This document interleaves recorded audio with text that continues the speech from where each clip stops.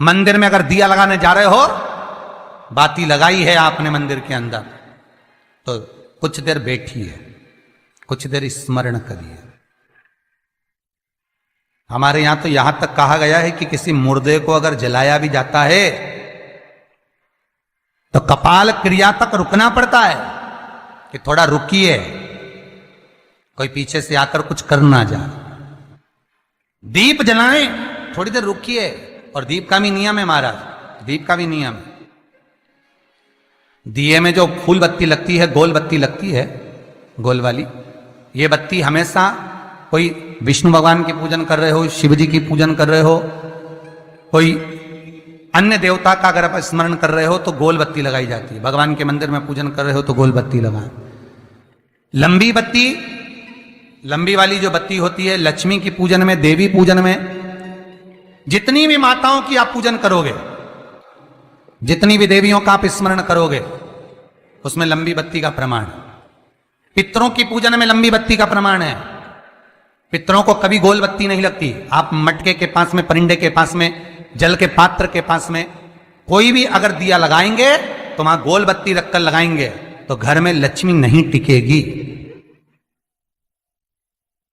कई लोग कहते हैं कि परिंदे के पास, मटके के पास में, पानी के स्रोत के पास में जहां जल भरते हैं, हंडा रखते हैं, टंकी रखते हैं, वहां पर मटके के पास बत्ती लगाओ, दिया लगाओ, पितर शांत रहेंगे। तो पितरों को शांत करो, मना नहीं है, पर दिया लगाने का नियम है कि पितरों को अगर आप दिया लगा रही हो मटके के पास, परिंदे के पास, या अमावस्या के दिन पितरों के लिए अगर दीप लगा रही हो तो गोल बत्ती अगर लगाओगी तो कार्य कभी सफल नहीं होगा। धन आएगा जाएगा, टिकेगा नहीं। इसलिए पितरों के लिए अगर दिया लगाना है, पूर्वजों के लिए दिया लगाना है, पितरों के लिए अगर दीप लगाना है तो लंबी बत्ती लगाइए, लंबी बत्ती। महाराज, लंबी बत्ती का प्रमाण हमारे यहां शास्त्र का, गोल बत्ती का प्रमाण। और सुंदर चरित्र कहा, यदि आपके जीवन में बहुत ज्यादा लक्ष्मी से तकलीफ है, कष्ट बहुत ज्यादा है, या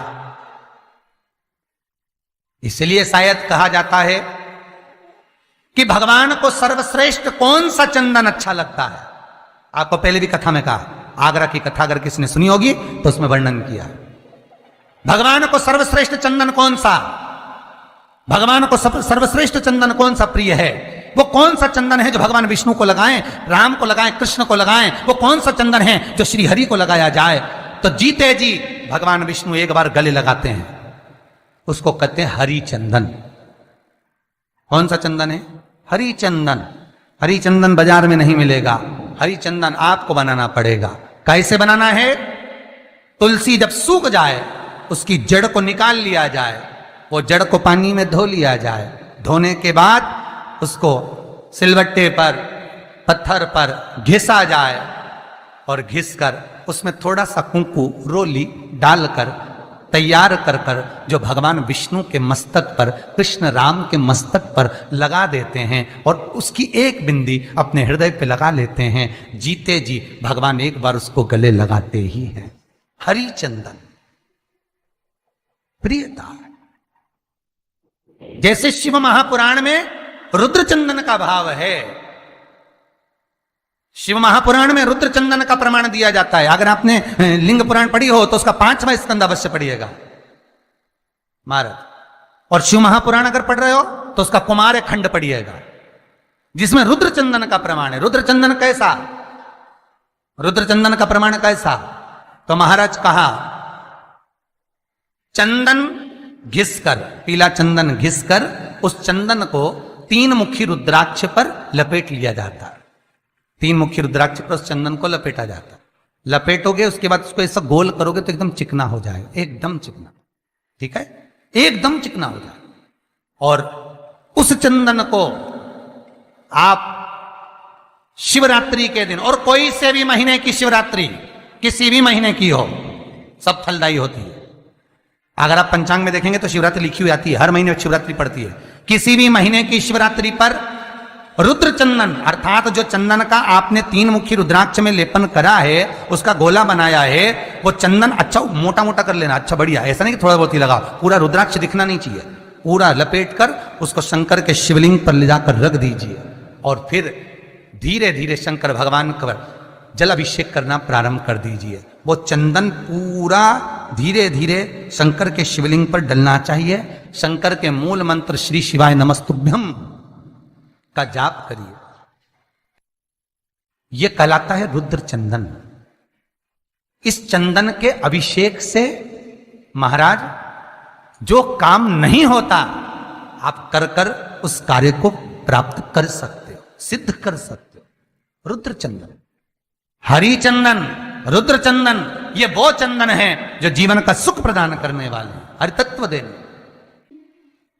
मंगल है, राहु है, केतु है, दशा बेकार चल रही है, लक्ष्मी नहीं आ रही, कष्ट बहुत है, फैक्ट्रियां नहीं चल रही, कहीं मत जाओ, मेरे शिव की शरण में जाकर एक बार शिव महापुराण को पूरी सुनो। शास्त्र के हटकर कुछ नहीं बोलेंगे।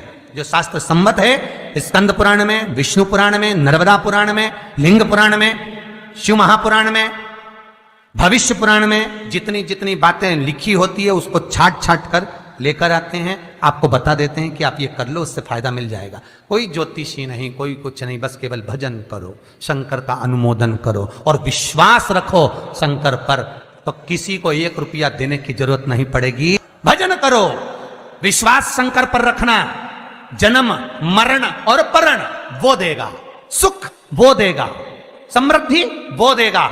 जिसके घर में बहु रिद्धि सिद्धि हो, जिसके घर में अमोद और प्रमोद पोते हो, जिसके घर में शुभ और लाभ दरवाजे पर बेटे बनकर विराजमान होते हो, जिसके घर में स्वयं अखंड सौभाग्य देने वाली पार्वती हो, जिसके घर में लक्ष्मी देने वाली लक्ष्मी बेलपत्र के पेड़ के नीचे झाड़ू लगाती हो, जो स्वयं सरस्वती को स्वर प्रदान करता है वो शंकर है।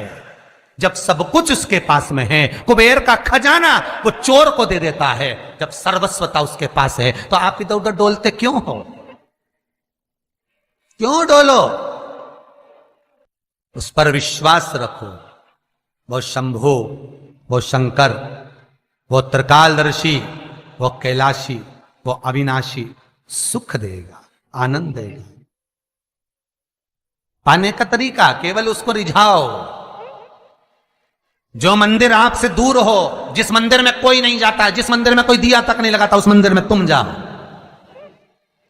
और उस मंदिर में एक दिन जाकर प्रकाश कर कर आना, एक बार दिया जला कर आना, मंदिर की सफाई कर आना, शंकर जी पे जल चढ़ाकर उनको स्नान कराकर कोई पत्ती पेड़ पौधे के पास में हो तोड़ के चढ़ाए आना। 2-4 बार कर कर देखना कितना शांति, कितना धीरज, कितना आनंद, कितनी समृद्धि, कितनी लक्ष्मी मिलती है। तुम करोगे तुम्हारा पेट भराएगा, हम करेंगे हमारा पेट भराएगा। स्वयं करिए। ओ ब्रह्मलोक के देवता ब्रह्मा हैं, बैकुंठ के देवता भगवान विष्णु हैं, और मृत्यु लोक का अगर कोई देव है तो वो महादेव है, केवल शंकर,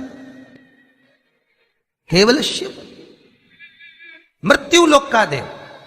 अभी एक विचार करो, तुम्हारे घर में अगर थोड़ी सी तकलीफ आई तो सबसे पहले अमेरिका में लड़का रह रहा वो आएगा क्या? पूना में बच्चे रह रहे हैं वो आएंगे क्या? इंदौर में बेटी रह रही वो आएगी क्या? उज्जैन में कोई रह रहा है वो आएगा क्या?